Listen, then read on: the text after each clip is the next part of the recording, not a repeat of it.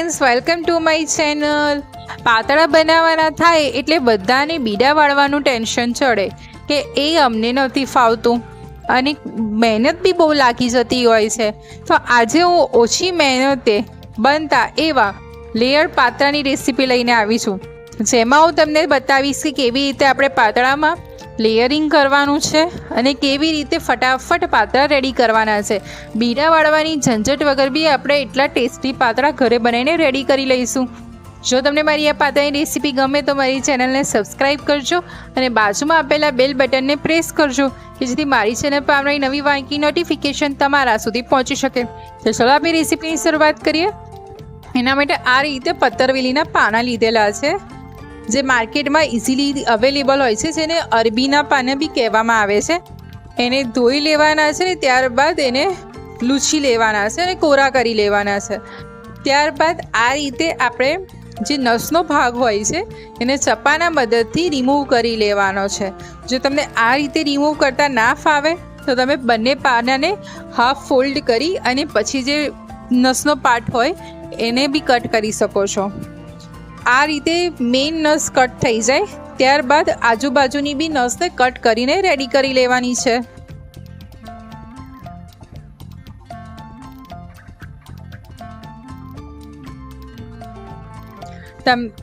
આ રીતે બધા પાના રેડી કરીને લઈએ।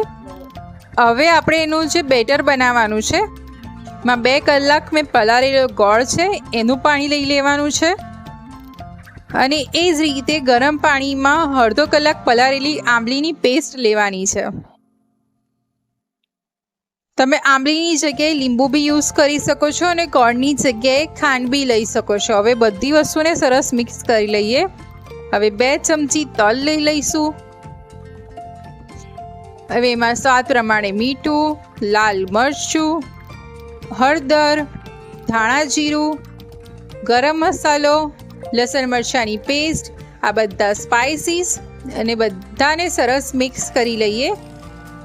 આમાં તમે આદું ખાતા હોય તો તમે આદું બી એડ કરી શકો છો, પણ લસણ મરચાંનો ટેસ્ટ આમાં વધારે સારો આવતો હોય છે। તલનું પ્રમાણ આમાં આગળ પડતું રાખવાનું, કારણ કે તલના લીધે બી ટેસ્ટ સારો આવે છે અને ગુજરાતી વાનગી હોય એટલે ગળપણ ખટાશ બી આગળ પડતી રાખવાની તો ટેસ્ટી આવશે। હવે એમાં 1 બાઉલ કણકી કોરમાનો લોટ લીધો છે, એને સરસ મિક્સ કરી લઈએ। કણકી કોરમાનો લોટ એડ કરવાથી જ્યારે આપણે લેયરિંગ કરતા હોય છે ત્યારે સ્પ્રેડ કરવા માટે ઇઝી રહે છે તમને, કારણ કે કણકી કોરમાનો લોટ થોડો કકરો હોય છે એટલે। હવે મોટા 2 બાઉલ બેસન એડ કરવાનું છે। તમે કણકી કોરમાનો લોટ સ્કીપ કરો તો બી સ્કીપ કરી અને બેસન વધારે એડ કરી શકો છો। હવે આપણે સરસ એવું મિક્સ કરી લઈએ। આ રીતે થોડું કરી અને બધું સરસ મિક્સ કરીને રેડી કરી લેવાનું છે। તમને આમાં પાણીની જરૂર જણાય તો તમે બહારથી બી પાણી એડ કરી શકો છો અને મીડિયમ થીક કન્સિસ્ટન્સી આની રેડી કરવાની છે।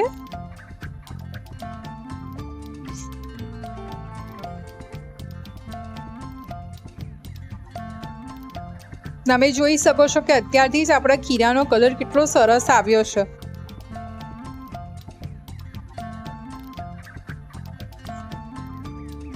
તો આપણું બેટર આ રીતનું પરફેક્ટ રેડી થઈ ગયું છે। હવે આ રીતે સૌથી પહેલાં મોટું પાનું લેવાનું છે અને જે નસવાળો ભાગ હતો એ સાઈડ પર આપણે ખીરું સ્પ્રેડ કરવાનું છે। તમે જોઈ શકો છો કે કણકી કોરમાના લોટના લીધે અત્યારે મને સ્પ્રેડ કરવું બહુ ઇઝી રહ્યું છે। આ રીતે બધી સાઈડ ઇવન સ્પ્રેડ કરી લઈએ।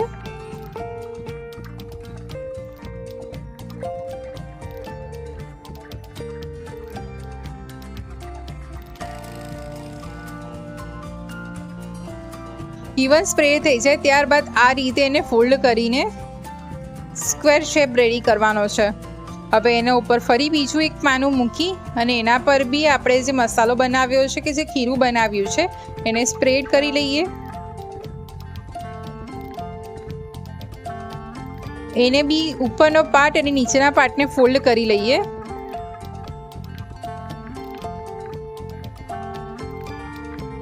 તમે જોઈ શકો છો કે હવે પરફેક્ટ સ્ક્વેર શેપનું રેડી થઈ ગયું છે।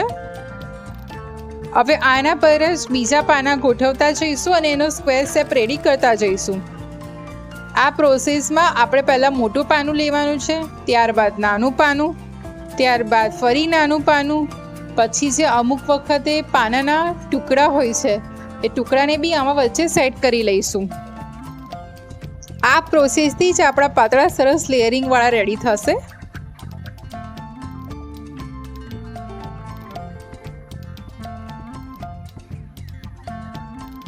આ પ્રોસેસ આપણે 7 થી 8 વખત રિપીટ કરીશું.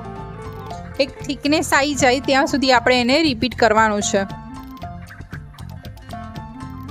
તો જોઈ શકો છો કે આમ એક નાનો ટુકડો બી પાનાનો લઈ લીધો છે. અને જ્યારે બી આપણે પાતળા બનાવતા હોય ત્યારે બેટર વ્યવસ્થિત લગાવવાનું, કારણ કે બેટરનો જ પાનામાં ટેસ્ટ આવતો હોય છે. એટલે એને આપણે વ્યવસ્થિત સ્પ્રેડ કરીશું.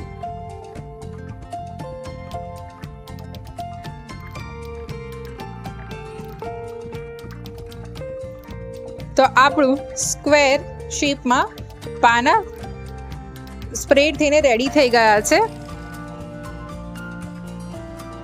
હવે મેં સ્ટીમરને પ્રીહીટ કરી લીધેલું હતું.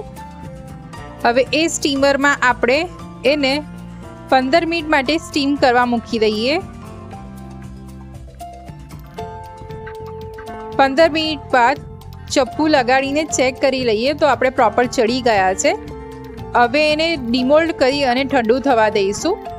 ઠંડુ થઈ જાય ત્યારબાદ આજુબાજુનો પાર્ટ કટ કરી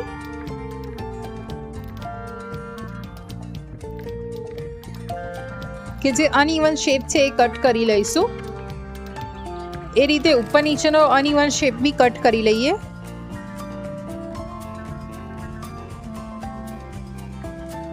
હવે આપણે એના સ્ક્વેર શેપમાં ટુકડા કરી લેવાના છે. તમને જેવો શેપ ગમતો એ કરી શકો છો.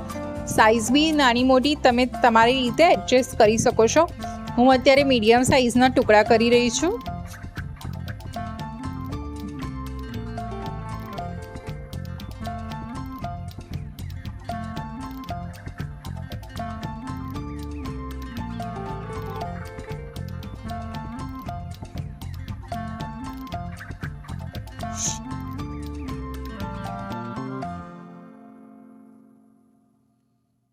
તો આપણા બધા ટુકડા રેડી થઈ ગયા છે. એમાંથી એક ટુકડાનું તમને લેયરિંગ બતાવી દઉં કે કેટલું સરસ લેયરિંગવાળા પાતળા આપણા રેડી થયા છે. તમે જોઈ શકો છો કે પાના અને બેટરનું લેયરિંગ કેટલું સરસ આવી ગયું છે. હવે વઘાર માટે એક પેનમાં તેલ લેવાનું છે. આમાં તમે સિંગ તેલનો યુઝ કરશો તો ટેસ્ટ વધારે સારો આવશે. એમાં રઈ એડ કરશું, તલ એડ કરશું અને આપણે જે બનાવેલા હતા લેયરિંગવાળા પાતળા એ એડ કરી લઈએ. લસણ એડ કરશું. હવે બધી વસ્તુને સરસ ક્રિસ્પી થાય, બધા પાતળાનું લેયરિંગ ત્યાં સુધી એને ક્રિસ્પી કરીશું. જો તમે એને બલ્કમાં વઘારીશો તો એના પાતળાનું લેયરિંગ છૂટું પડી જશે. એટલે આ રીતે એને થોડા થોડા લેયરિંગમાં વઘારવાના. કાં તો જો તમારે એને ક્રિસ્પી ના કરવા હોય તો બધા પાતળાને ગોઠવીને એની ઉપર વઘાર રેડી દેવાનો, તો બી આ લેયર પાતળા એટલા જ ટેસ્ટી બનીને રેડી થઈ જશે. તો આપણા ટેસ્ટી એવા ફરસાની દુકાને મળે એવા લેયરિંગ પાતળા બીડા વાળવાની ઝંઝટ વગર ઘરે જ રેડી થઈ ગયા છે. જો તમને મારી આ રેસીપી ગમી હોય તો તમારા ફ્રેન્ડ્સ જોડે શેર કરજો અને પાતળા તમારા ઘરે કેવી રીતે બને છે કોમેન્ટમાં જણાવજો. આવી બીજી રેસીપી સાથે ફરી મળીશ. આવજો. જય શ્રી કૃષ્ણ.